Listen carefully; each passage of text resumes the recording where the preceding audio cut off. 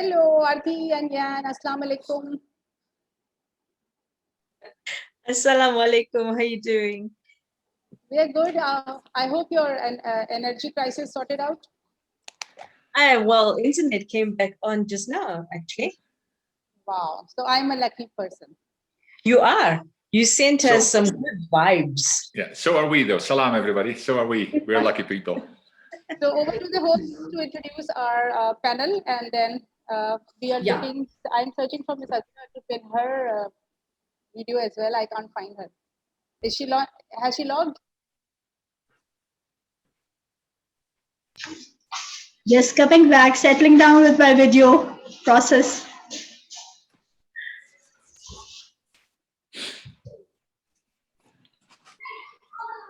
Over to you, Meher. Thank you, ma'am. Okay, we are welcome back. Thank you so much, everyone, for rejoining us. And thank you so much, Ms. Arthie and Mr. Jan, for joining in this International Teacher Leadership Summit 2021, Leading in Crisis, Reimagining the Future. We are very lucky to have our speakers from South Africa and Ms. Arthie. She is a seasoned entrepreneur and a founder of Celebrating Humanity International Private Limited and KI Institute of Leadership International Private Limited. She is also an international keynote speaker, leadership coach, diversity and inclusion specialist, and radio show host. Her value of compassion is currently implemented in Lebanon, Ireland, UK, USA, Bangladesh, and in Pakistan. Recent awards that she has got include board member on Oxbridge CGL, UK Influential Woman of the Year, National Builders Award, Global Presence Ambassador, Strategic Partner, and Entrepreneurship Platform Strategic Partner Sweden. Thank you so much, Ms. Arthie, for joining and giving us your precious time. Welcome to the show. And we have with us Mr. Jan Robberts. He is known as a global influencer and entrepreneur. He is co-founder of KI Leadership Institute Private Limited and founder of JRS Speakers Club based in South Africa and Scotland. He is an international leadership keynote speaker, coach, behavioral analyst, consultant, and value-based leadership specialist. Jan has worked in over 10 countries. He believes that positive culture change is key to make people feel valued, honored, and respected as human beings, regardless of everything. Thank you so much, Mr. Jan, for joining us. Besides these two personalities, we have with us our sole person of this summit, Ms. Rafiah Mudassir. She holds a degree in MSc in Advanced Professional Studies. She is a certified core skill trainer and has trained almost 20,000 teachers and 2,000 heads across the countries. She is a career counselor, certified value-based leadership specialist by Global Learning Partners. Her key skills include capacity building, leadership development, instructional development, coaching, counseling, and mentoring. And we also have Ms. Azra Ali. She is the director. Ms. Rafiah is the managing director of Nurul Huda Education, and Ms. Azra Ali is the director of Nurul Huda. She is an educationist having 30 years of experience in the field of education. She is a certified teacher's trainer. So I would like to welcome you all and very much eager and enthusiastic to listen valuable thoughts from all of you. So over to you, Ms. Rafiah and Ms. Azra, Ms. Arthie and Jan. Thank you so much. Assalamu alaikum. Yes, Azra, please. Thank you so very much. I am very pleased to be here. So I welcome Arthie Roberts and Jan Roberts to the platform of Nurul Education International Teachers Leadership Summit. You know, they both are exclusively working for valuabilities with their own selves, kids, youngsters, and adults to bring the change in this world by taking action They are guiding others to take small actions too and bring a change in self and others. Thank you very much for being here. So when we talk about education, teachers and learners, value-based education plays a very important role, and it's an approach to teaching that works with values. It creates a strong learning environment that enhances academic achievement and develops students' social and relationship skills that last throughout their lives. So let's start talking about teachers. Ms. Arthie, there's a question for you, Arthie. What real-time challenges affect teachers? That's all the mic to you because you people are really great at. Gee. Assalamu alaikum to everybody, and welcome to everybody on this platform as well. And before I say anything, a special thank you to Rafiah Mudassir and her entire team, and especially to you, Azra. Everything that you guys have done behind the scenes to bring all of this to teachers and to parents and to people in decision-making abilities allows us all to grow together. And I think that some of the questions that you are asking are important. I've listened to some of the presenters, and it is real life issues that teachers need coping skills, mechanisms, and techniques to be able to grow through this pandemic and further. So when we look at where teachers are at the moment, before the pandemic, there was very little support. And that is a fact. From people around the world, many teachers will say to you that they were thrown into classrooms where children never had access to a value system, and teachers were under pressure to recreate a model child during a school time environment in that limited time and send them back home to an environment where it may not have been conducive to their personal growth. So when you look at all of the challenges that teachers have, it is coping mechanisms. It's having to look after everybody's children, their mental state, their emotional state, understanding their personalities, understanding how to develop young people's minds, working with learning disabilities, working with children with bad attitudes, working with children who are violent or are actually not in that space where they understand how to value others. So then you also have got the imbalance where you've got some children that shine, and then you have teachers who have got favorites. Then you've got teachers who have issues with other teachers that don't support them, or with decision makers who don't actually help them to grow within the schooling environment. So there's so many areas, and we're talking about relationship, we're talking about culture, we're talking about social interaction, we're talking about skills and development of the entirety of a teacher, taking into account that they're human as well. They're also parents. They also have got families. They also have got their own home life situations, and they still have to deal with everybody else, and not just the youngsters. They also have to deal with the parents who've got different personalities, different wants, needs, and desires. So when you look at it from that point of view, creating a value structure that brings everybody onto a level playing field of understanding how to communicate and connect on the level of respect, understanding, and with an intention to grow together. And I know that Jan has got some incredible insights when it comes to values, because he's worked a lot around the world and he's realized that communication is a key to impact the way people interact. So I'm going to also stop talking for a little bit because I know there's so much value in this amazing panel, and I'm loving the comments in the chat box. So I will encourage our listeners and our audience to put in their comments, bring in their insights as well as we're being asked the question. Maybe share some of your solutions of where you've overcome challenges, where you're struggling, and how we can all add value to you. Thank you so much for your question. Right.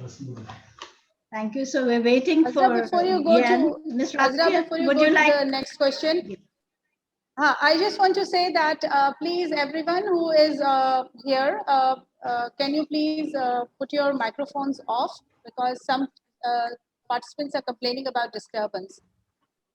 So when one speaker is speaking, we can all put our mics off, the speakers also, and from the audience also, please, so that everyone gets clear voice. Thank you. Okay, so we'll just come to Jan now. Again, we talked about the time challenges. Now we want to know about what can values contribute to a practical solutions if we have got problems. Can these values helpful to us? Yes, Jan. Okay, again, thank you all for allowing us this participation in this amazing conference, which you and your teams have put together with so many speakers from all over the world, including many amazing speakers from within Pakistan. And yes, I've got clean nails and I've got a shirt on that I didn't have on yesterday. I took notes, so we're good in that respect.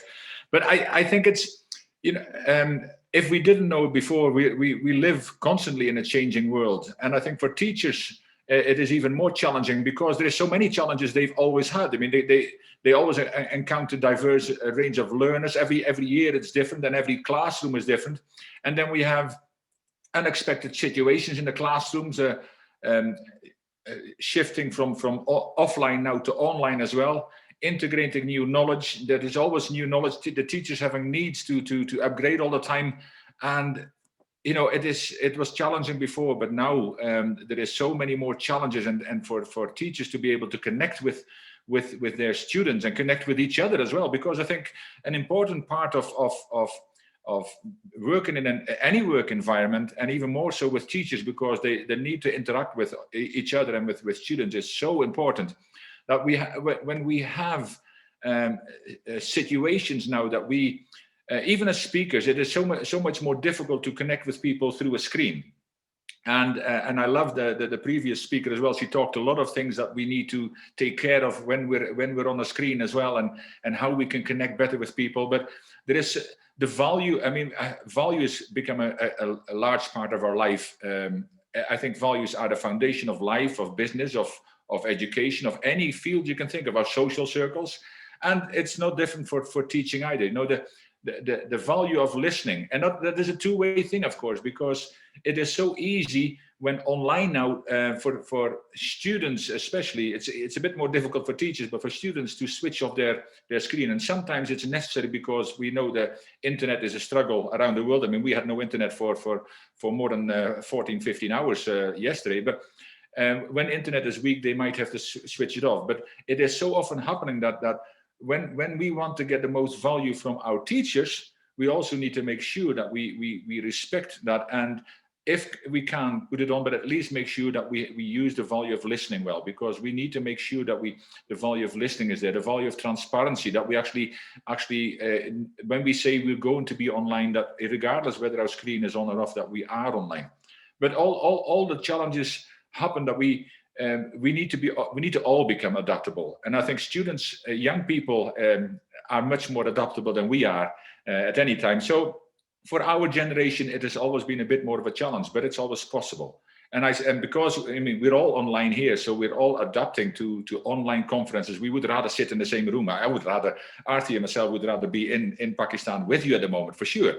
But I mean, for a variety of reasons. But it is possible to connect with people through a screen. And when we connect through a screen, it is even more of a challenge, of course, not only to connect, but also to teach, and to make sure that also teachers need to get the right support. And there is a lot where adaptability can be integrated when the teachers also get the possibilities. And a lot of those kind of things are where teachers can become part of the decision-making process, can become part of a discussion groups. All these kind of things need to be able to happen, because I read a report recently from Australia that they think that 15% of teachers are now not lasting more than 5 years. And when you think the training investments in teachers and everything, that is a large part of I mean, we're talking about billions of dollars that actually walking out of the teacher profession, and quite often because of all the challenges that could be avoided if we can all learn to become more adaptable and give each other the tools to help each other to become more adaptable. Wow, you're totally right. Let's ask about, the importance of values and how they're contributing towards, the finding a solution. As you mentioned about listening, there are so many other values also. So Arthie, would you like to say anything? And after that, I'll request Ms. Rafiah to add a few things. Then we'll go forward. Absolutely. And thank you I so have much a question too, since both of them are here. That was asked with reference to adaptability a few days ago. As you know, my brother-in-law passed away and I was sitting with their sons. And we were talking about how they will carry forward the legacy of their parents. And the question that one of the sons raised was, okay, how to change bad habits. So I told them that habits can be changed easily before 35 years of age. That is what the saying goes. And after 35, it is very difficult. So what do you have to say about that? I will say that to put a Can limit. you change habits? To put a limit using your age as an excuse for why you keep your bad habits is wrong to start with. Because people can change their habits by choice and by making a decision. And I've worked with people up to 84 years, 86 years who change their habits in a massive way. And I'll give you an example. My mother-in-law was 86 when she passed away. But when she was in her 70s, she had this thought that she would like to do something different in her life. And she was an estate agent. And she sat down one day and she said, but I've been used to doing this job for over 60 years of my life. So how must I change this? And I said, well, you make a decision. You choose that you want to do something. You become clear about why you want to do it, what the impact it will have on your life, what benefits it will have for you to change your habits, and then make a decision. And then find out what within your life is not working for you in your everyday life, and you make a list of it. And when you look at it and see what is not serving you So as a human being, it relates to the values decisions. directly. Exactly. It relates to the values directly. Value yourself first. In order to change your habits, we talk about values as if it is something that is out of this world, but it's about valuing yourself and self-respect first. And so when you can get to that point and you make a decision, you can do anything you choose to do. So values has a massive impact because that cements what you can sustain in your life once you make those decisions.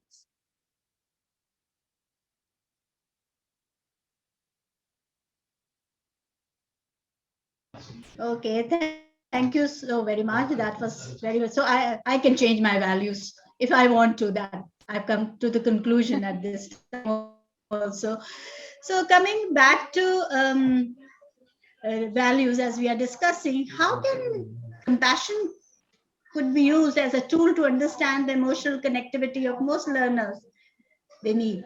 How can compassion could relate to our learners? We had talked about teachers, so let's come to them, please. Who would you like to answer that? It's got to be you. Okay, Arthie, have you asked me start as with well? you. Sorry, I have to direct you people. Let's ask Yen. Yen, Yes. please go ahead. Well, I mean, of course, I'm in the shadows of the compassionate leader of influence. Arthie is also writing the book about compassionate leader of influence. As you know, she wrote The Value. There was one thing about habits which I found very interesting, because we, as Rafiah knows as well as at the moment the one and only specialist in Pakistan, a fellow specialist. It says thoughts become actions, actions become habits, and habits become our destiny. Now, when we even just look briefly at that, and that's for young and old, that means that if everything begins with a thought, and that means the fact that it doesn't matter how young or how old we are, we can all think. Not many people do it. There is a whole idea. George Bernard Shaw said many years ago, 2% of people think, 3% think they think, and 95% would rather die than think. They change. They think mental activity is thinking.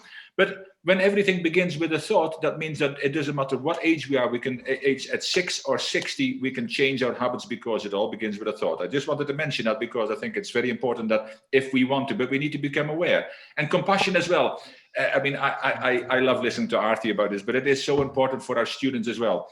Not to only to receive compassion from our teachers in a difficult time, because for students as well, this has been a challenging time. They can't go out, they sit at home all the time in the family home, everything's happening around them, and they need to try and concentrate on the teacher in front of them when everything is happening.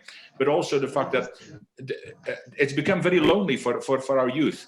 They think there is going to be an epidemic or a pandemic, if it's been called that, because psychologically there is a lot of damage at the moment to our youngsters who are not growing up like we grew up.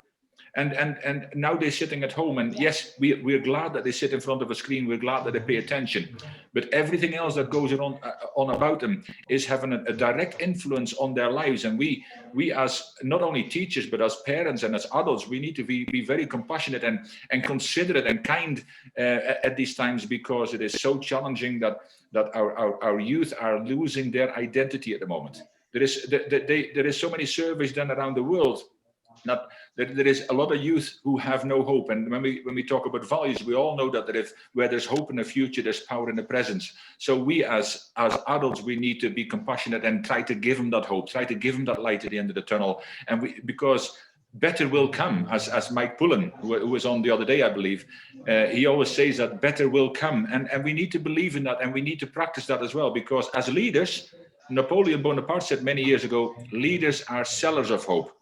So what hope are we selling to our children, our students? And I think that's very important. And Arthie will have a lot more to say about compassion in the classroom as well as in individuals. Thank you, Ian. I'll ask Arthie, definitely. You have directed me well. So Arthie, how compassion is required for teachers? We have looked at it, how learners required. What about teachers? How can we connect compassion with them? Okay. I love your question, because I believe that compassion is our state of being to start with. It is understanding where our personal needs are and where our self-care begins and where we can share it. So compassion for self would be the key area for teachers to not be so hard on themselves, because most people, and especially teachers, were not given access to the ability to understand the importance of self-care in helping them to grow through this. Everybody just threw all of this pressure at teachers and said, you need to step up for everybody else, but nobody gave them the tools to do that. And when Rafiah, when she actually demanded to become one of the values-based leadership specialists in Pakistan, she knew that she was embarking on that journey and sacrificing a lot to bring to teachers and to parents and to students the tool that is needed to guide them, but to sustain that change. So compassion is not just limited to our own ability to understand ourselves. It's the ability to empathize with the journey of the people around us. And when we can understand how to engage meaningfully in that way, we realize that everybody's suffering. But with that understanding, what do we need to do to, within respect, guide and support people through their journey? So when people talk about compassion, they think it's just a feeling or an emotion. It's more than that. It's built into our actions, it's built into the way we speak to people, it's built into the way we support or ask questions of people, it's the way we communicate our tone, our body language, as our previous speaker spoke about, our body language, our way we communicate, the way we listen carefully. Like Jan was saying, the value of listening is showing compassion. When you listen to the other teachers and where they're coming from, you don't sit there in judgment. Compassion is about getting to the point where we realize respect is and always be the beginning and ending of a conversation. It should come through the words that we use to help somebody to lift them up. And too many times we lack compassion because we feel that, why should I always step up for you? And when we get to that point of resentment, we lose compassion for the journey of another human being. And by embracing it, we realize that we can be intentional in the way that we help the system to grow, in how as teachers uniting and collaborating for each other's success, we connect with that intention that everybody can walk this journey together. One doesn't have to be better than the other. When it comes to compassion, your title doesn't define you, your character and your ability to show respect does. That is compassion. When you get to the point where you realize that as a decision maker um, in the education system, you have the ability to open doors for teachers who are struggling. You are able to look at blended learning and approaches with an open, clear mindset. That's compassion. It's saying that my ability to open up my mind without taking it as a personal attack shows that I have got the character to step up and look at everybody's journey. And I don't have to agree to everything, but I can listen carefully and make an informed decision, because compassion demands for me to listen to the voices and encourage the voices of my teachers, my students, and my parents, and then make a decision that allows everybody to grow together. So when you look at compassion, it can be so broad and yet it can be so simple. What have we done today to engage with somebody with kindness, with thoughtfulness? How much have we done to uplift somebody? Where are we helping children and students to cope better? How are we engaging with parents and saying, you know, there are some areas that we need to work on together for your child's benefit, for your child to succeed. But we're so afraid to speak up. But if we use compassion, the intention will flow through our words and our conversations, and you have a very different conversation after that. Then you don't have to find solutions for people. They find it with you. And when they implement it, it's because you listen to them. They buy in because they were part of the solution, which means you don't have to drag people along. That adds to your self-compassion, that you don't have to become the people that are always having to drag everybody around, and then you burn out. And that actually talks to your self-care again. So I think that compassion is going to talk into your respect for yourself, the ability to make amazing decisions by engaging and including people. It's going to be where you show respect and you are respectful in your understanding of everybody's journey. So yeah, values, compassion, habits, every single thing all adds up. Definitely, definitely, you're totally right. Rafiah, would you like to add anything here? So we'll go forward there. I'm thinking from the teacher's point of view, listening to Arti and Jan, what questions will be coming to their mind. So I would encourage you to put those questions. And one question that people ask is that I'm compassionate, I keep on helping, I want to help people, but the other person is negative. And they put me down, they don't agree to me, they don't give me a chance, and all the negative things that happen. And it happens in the classroom, it happens in the staff room, it happens in the school. So how much compassion can a person show, and what is the point to stop being compassionate to some of the people who are always troubling? Right. It's the patience and everything together that we become more I, compassionate. Patience. I love Yeah, that. add to it, Yeah. Arti. I love that question, because there's a difference between being compassionate and being decisive. And I think that when you look at the values of boundaries, you do not have to allow other people's negativity to affect your life. And one of the best ways that you can do is don't look at how you can change them. Jan will tell you the story very easily now about the difference between reacting and responding. And you see, when you build yourself and your self-confidence and your self-esteem so strongly that you can listen carefully to what somebody else is saying and you don't take it into your heart, don't allow their words to affect you. Eleanor Roosevelt said that no one can make you feel inferior without your consent. So put a stop to that. And it may be easy for me to say that, but it took me a long time to get there personally, because I grew up in an environment where Yes. everybody was, you are young, you're a woman, what do you know? This is our environment. And they used all culture, religion, age, gender, every excuse for why their negativity was allowed. And the day I made a decision that I don't have to be on the receiving end of your negativity, that's your issue. You can grow up or move on in life. But I realized that I don't get rid of people. I just let go of them and their words out of my life. So you can stand there blabbing for as long as you can. That doesn't mean that I'm listening to you. I'm practicing self-compassion that I don't have to take it into my soul. And there's a difference because I'm respecting myself more than I need to respect your negativity in that moment. And I think that when Jan talks into the difference between reacting and responding, he is giving us a tool that makes us understand where our ability to take responsibility starts and where other people's accountability ends. So I think I will ask Jan to continue that because he's got some valuable insights into that aspect. Okay, Yes, thank Jan. you. Thank you.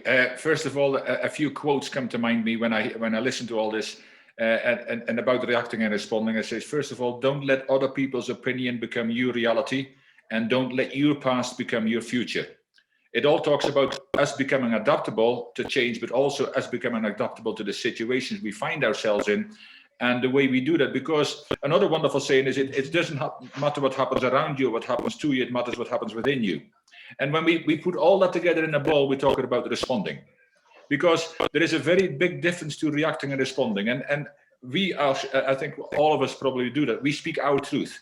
That doesn't necessarily mean it's everybody's truth, and we can't, even in a talk, they reckon that at least 25% of people, if you've got a room full of people, 25% don't care or don't like what you talk about.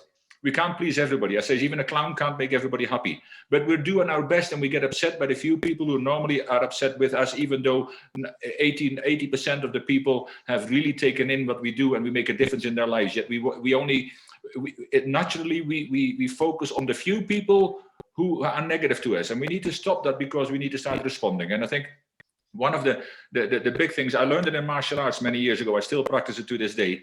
But it is about the difference between reacting and responding is when you react, you do something because of outside influences. That could be these other teachers in the staff room. That could be pupils who are rude or they don't want to know and all these kind of things. We can't control them from, especially not from a distance, but we can control the way we respond. And responding is something totally different because it talks into the value of restraint, by the way. Because when we respond, we just take that little bit of time, and it might be a split second, but we think about how we are going to talk into something we just heard. And if we're even going to take part of it, because we don't need to join every battle that comes our way. So sometimes we might just have to listen to people, and people have called me names as well. But I thought the first thing I decided is I respect myself, another value. I respect myself enough. And I realize that it's not the people, because there is good in everyone. It's their behavior that we've got an issue with.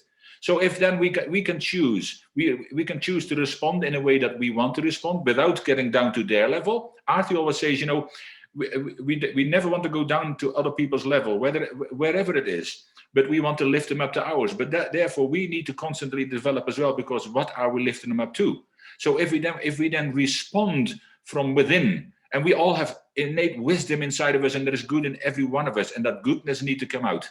Because if we let that goodness come out from our response rather than react, and usually a reaction is we start shouting back, we start calling other people's names, and when it's out, it's out. Then we need the value of forgiveness, because we need to ask for forgiveness. It's better to show a little bit more restraint after we've listened to people. See, sometimes we want to we don't listen even well, and people say something and it fires something inside of us, and we were ready to let go, and we need to calm down a bit, and we need to start responding and calm down, because when our emotions get negative and get upset, we will do so much that we might regret later. So when we respond, it just means calm down, compose ourselves, make sure that what comes out of our mouth is something that we don't regret later on. And that's the difference between reacting and responding. And if we can all do that and be more kind and compassionate and understanding of others, you know, there's a lot of stress around the world just now. There's a lot of stress in the classroom. There's a lot of stress in the home. There's a lot of stress everywhere. The best thing we can do is respond and don't add to it. Jen, you see the issues in the schools usually are related to the conflicts between staff members, or conflicting situation with the higher management. And these are usually the issues of the school, like a teacher wanting to do something for the student, but the head not agreeing, or the head instructing something which the teachers don't understand and they feel that it is not required. And there comes that resentment, feeling of resentment, because the teacher has to follow that. There comes the clash between the values, because I as a teacher value something, but my head is not able to see the value of that thing that I want to do. So since you are here, I thought that I have been talking to them and telling them so many things since the first day. So give you that to say a few things about that, because they were asking how to manage conflicts, how to convince our heads, how to convince our other staff members that what I'm doing is important and will make a difference. Yes, and I think actually one of the great things is that we can invite our the heads of department into a round table. You know, but it is that there is something about this, and we all have that feeling. See, we all feel that we matter. We all feel that there is something that we can bring to the table, and when that gets swept aside, we get disappointed, we get discouraged, we get depressed, we get anxious, we get all that negative feelings start to come out, and every time it happens, it builds on top, and that's what this whole investigation did in Australia. Eventually, teachers have had enough, and they walk away from a job that they really loved, and they felt that their passion, but they feel not heard. And I think some of the things that need to be discussed openly, including in the staff rooms, is bring the decision making. Arthie always says about the African principle of leadership, where the leader of the community asks the question, then lets everybody talk before he ever opens his mouth again. And I think it's coaching. It talks into coaching questions. You know, like the leaders need to ask open-ended questions and then listen. And even I say to people when I do my coaching workshop, it is not quite as relevant that at the end what the teacher says still, what the head says still happens. It is more relevant that people feel listened to and heard, and that they matter in the decision-making process. We all understand that everything we want can't always happen, whether it's at home, in the teaching profession. So there is a few things that teachers need to be brought in to help with the curriculum, to help with policy development, to help with supportive sides of you know, because when it's a stressful job, the chat in the teachers rooms it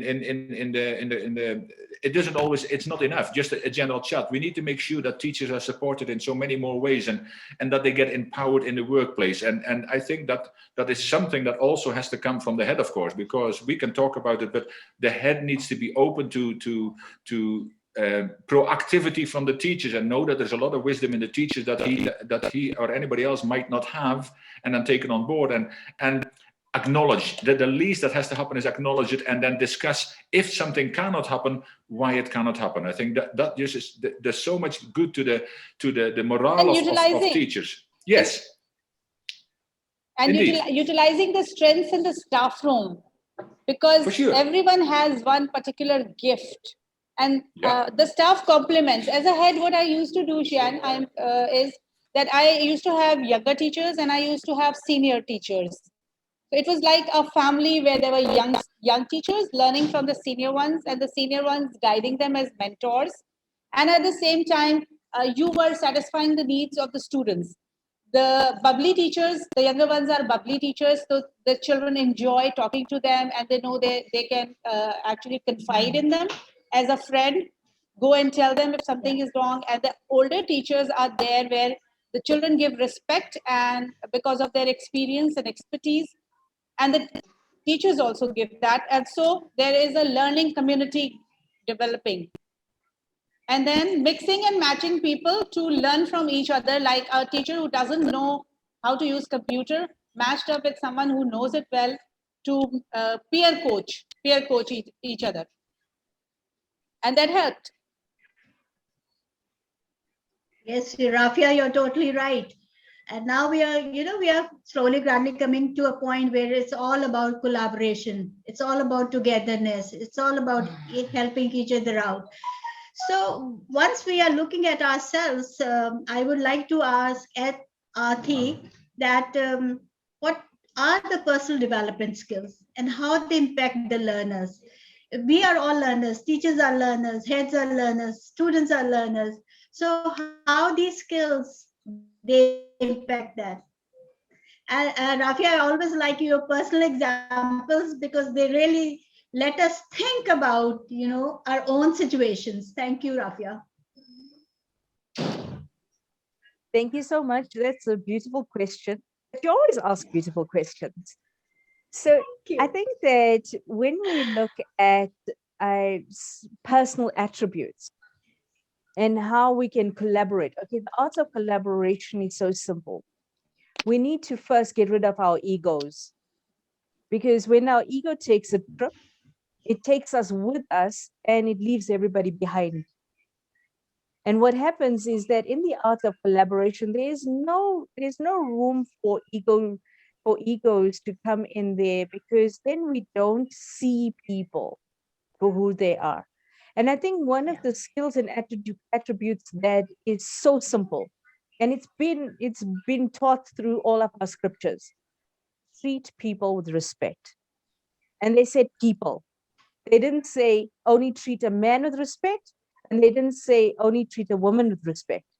It says treat all people with respect.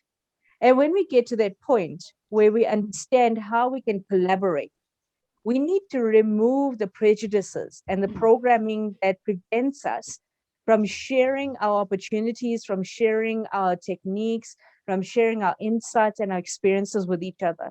What Rafiah said right now makes a massive difference. It's the simplicity of partnering people with each other who can uplift each other, partnering people with each other with intention to grow together. Because the holistic environment, if you think about it, a lot of people have forgotten the reality of why they're in their jobs. Because a lot of people are stuck on the fact that it's a salary, it gives me an income, and yes, I do need it. But then where's your vision? When we want to collaborate, you've got to have a bigger vision and reignite that purpose within yourself and begin a journey of becoming purposeful.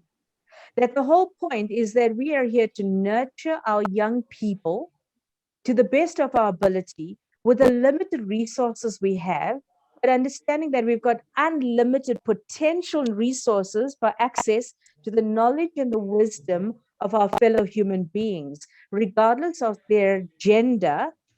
I can now tap into that human being's potential and ask for help, which means that another attribute would be humility and vulnerability and boundaries and valuing people and connecting and listening carefully. Because when our ego is left behind, we can then ask beautiful quality questions that ask a person, how did you do that? How do you encourage people? How do you get rid of this nasty child? How do you interact with this irritating parent? How do you deal with this with this negative teacher? How do you interact with the head of your department who doesn't really care? And when you ask those questions, you're coming from a point of creating a safe environment, hoping that the people you're interacting with will share their knowledge and wisdom of their solutions and the results that help them to grow. And so also be very careful of who you trust, because you see, trust is a massive one. We are taught to always trust unconditionally, but people break trust. So when you step up for yourself, you'll find that as you grow in terms of your belief systems and you upgrade yourself and you keep evolving in terms of your attributes, you'll find that you suddenly let go of a lot of people in your core group or interactions that don't serve you anymore.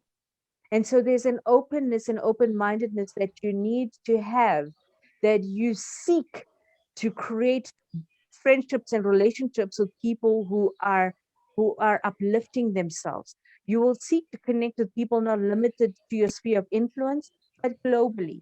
You don't limit yourself, which means another attribute is having a belief of unlimited growth. You, as a teacher, become a lifelong learner first before you want to enforce it upon your students. And to be a lifelong learner means that once you embrace that, you'll then seek approaches like blended learning. You will seek to understand why youngsters are battling with technology.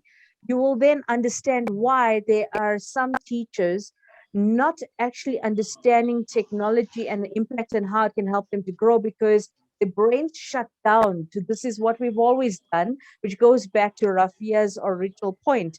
Can we break down habits? Yes, you're going to have to, whether you want to or not. You're going to have to step up. And that is something you need to actually embrace for yourself. Otherwise, you will stagnate and you will wonder why your students are suffering, which comes back full circle to what is your vision? What is your purpose? Who are you nurturing? Because if you are not uplifting and evolving yourself, your students and the parents are going to get frustrated. So when that negativity is coming towards you, take a step back and understand, where did you play a role in not growing? And where did you have responsibility where you did not take the time to partner with other teachers because you did not feel vulnerable enough, because your ego stepped up and it was so huge that you felt comfortable in your stagnating, that you cannot see why all the other teachers are growing. And then you've got resentment for the other teachers, then your jealousy issues come in, then your self-esteem issues come in, then your lack of self-confidence comes in, then you vomit that negativity on everybody else, and you can't understand why that comes back to you. That's projectile dysfunction. When you project what is dysfunctional in your own behavior that you don't want to look at, and then you'll keep asking, I wonder why all these people are so negative. Well, then stop and look in the mirror and ask, what are you doing to attract that? And it's hard questions, but if we don't ask it, who's going to ask you? And if you are not brave enough, and if you don't embrace humility long enough to understand the role that you play, you can then never heighten your awareness to where you should be growing. And then how else will you know what skills you need from everybody else? So it doesn't matter how much people will showcase the gifts and talents. Are you brave enough to share where you are not strong enough and ask them to build you? Are you strong enough to step up in your communication and say, I don't know, please help me? You see, the quality of the question that you ask will directly reflect the quality of the engagement you will have and the quality of the life you will then create for everybody around you. And that is the quality of the education you are all crying for, is the one that you want, but how much are you giving to be able to get that? At all points, we are responsible. Well said, Arthie. Before I come to Jan, I want to ask you one question. You know, you were talking about issues and the problems teachers are facing. What impact, pressure, and stress are teachers under, especially when social, religious, and cultural boundaries being overstepped while we are video calling? You are talking about blended learning. So we are communicating with people every day. The teachers are coming face to face with the parents and the kids. So what you have to say, then I'll come to Jan with my other question. Okay, that was Boundaries actually are a needed, brilliant Azra. one. Okay, sorry, Rafiah. I was saying boundaries are needed because in a culture like Pakistan, teachers, parents, heads, even the students, they were not willing to open cameras. They were not very comfortable, happy. They got into it, and still, many of them feel that their privacy is actually violated at times. You know, and you're right, because we, even in the business environment, we are having to go online for everything. We're having to learn about technology. We're having to learn about background. We're learning about everything that's going to be conducive to the environment for learning. And it's not perfect. There are no set solutions for this. And the reason I say that is because every home is different and we do not have control over people's homes. What we do have control over is the way we react to what is happening around us. And I think that one of the biggest keys is being able to share how we feel openly with parents, Because when we are looking at it intentionally, we need to have courageous conversations with parents outside of that environment. So a direct phone call and say, may I suggest that when I am on a call with you as a teacher, I would really appreciate it if we can turn the camera so that there are no distractions behind the student. Because when the student is looking into the camera, they can also see themselves. So they're distracted with the background as well. So this is how you can adjust when you've got parents walking around with half their clothes and it is disrespectful according to your religion, your culture, your social norms, but you can't openly say that, go and put some clothes on, right? You can't say that because then the parent takes umbrage or gets hypersensitive. So one of the things is saying, maybe suggest that in order to help your child concentrate, we change the angle of the camera so there's only a wall behind them. Is that possible to do? Do you have an area in your room or in the environment where they can actually have a quiet place? What are your suggestions? How do you think we can help your child to learn better? Put that back, the responsibility back to the teacher, to the parent, so that the teacher is not put into an uncomfortable position where they now have to guide the respect within a family's home environment, because that's their home. That's their safe place too. When we come to an understanding that we're now asking people to realign their homes, we don't have to do that. Realign the camera. That's where the issue is. Realign the camera and get headphones for the child so that they can mute the outside conversations and all the background noises. In the same way, while we are on here, we're all adults, but you still have got people unmuted and you'll still have people talking and you'll still have people with their backgrounds being inappropriate. Now, how do you say to people, stop it? The easiest thing is that the moderator actually blanks them out, mutes them, or deletes them or removes them from the chat. And that's the easy one because it is adults and they can't actually come back to you and get cross when you mute them because you're in charge and you're in control. But now you've got people's homes. And what Rafiah said about boundaries makes a massive difference. You have got to have courageous conversations about the value of boundaries, what you find acceptable, and find a fine line between that and the parents. So use technology to your advantage and teach parents how they can use that time to help their children to grow. But I know that Jan will have some amazing insights as well. So I'll hand over to him. Thank yes, you. Because with that, comments, yeah, we would want concluding comments from both of you, because our next speaker is here and we were talking, so we were so engrossed that an hour has passed and we don't even passed. Yeah, that's true, Ji. Yes, Jan. Okay, some final thoughts. I mean, I was engrossed by all of this as well. I mean, I'm learning as we are here all the time, of course, because we practice what we preach. We are constant learners, and I think it's wonderful. You know, that of course it is a lot of challenges, but I think one thing that has come up, that we are resilient people. We need to become more resilient, because resilience is one of the functions of adaptability. See, there is most people have no problem with change. They have a problem with being changed. And there's 4 or 5 main reasons, but there is 2 reasons why most people change. They want to or they have to. Now, I'd rather have that people want to, because we need to adapt. People say they want to go back to the old now. There is no old now. This is the new now, and we need to work together to a better future now. And that can only happen if we all are willing to change a little. We don't need to change 180 degrees. We need to change a little bit. And if we all do our little bit, that becomes a big bit. And so the responsibility is not on one teacher. The responsibility is not on a few pupils. The responsibility is not on one head teacher who is struggling with the changes, same as every one of us. We're all human beings. But I think is when we come to value adaptability, when we become more resilient, when we value, see we're all, when people value people, and that is of any age, then we will get better at change as well. We know change is constant. We need to do it all. And for my last few words before I run away with my comments again, I just want to say thank you all.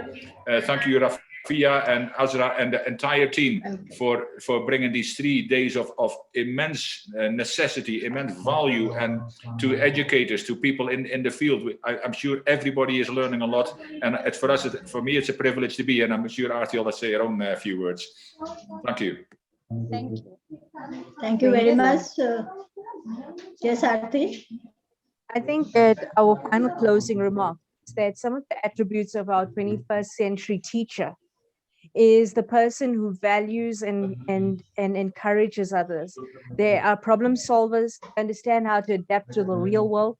They change and challenge mindsets, they understand that different approaches are needed for every child, for every parent, and for even the interactions with other teachers. They understand that morality, it will always be the underlying area of engagement, to understand that respect will always be the way that we can create hope in this environment. And one of the things that we say is that where there's hope in the future, there is power in the present, and that was John T. Maxwell. And the reason I end with that is because Rafiah has invested in bringing tools and techniques through the values-based leadership program to Pakistan. He brought it there so that every single person can have access to it. And I would strongly encourage you that everything we spoke about, from conflict resolution to coaching questions to relationship building, communication, listening carefully, boundaries, and all the various aspects you need to powerfully create yourself as a 21st century teacher, is available through that program that Rafiah has got. So please reach out to her, connect with her, and demand to be on those programs, because you don't want to lose out on anything that we spoke about. The only reason we could communicate this effectively is because we have been impacted by that same program, and she has access to it. Don't let her keep it to herself. Demand your seat at her table, and we know that you can only grow through this. So thank you so much once We are not keeping it again. with ourselves, Arti, and we have already completed 6 groups, and the 7th one is waiting the specialists to be trained as soon as we end the summit. We will start with the specialist training. Thank you so very much, both of you. Jazakallah and shukran, and good luck with the rest of the conference.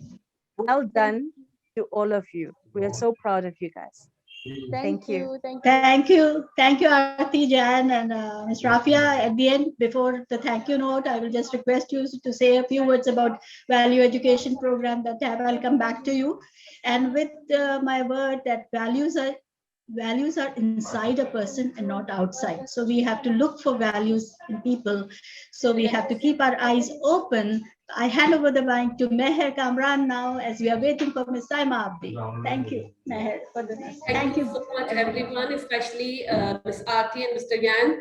We are really, really thankful to you for joining this summit, and really the things you people have shared and the discussion has given lots of insights to the teachers and had lots of windows in the minds of the teachers, even in mine.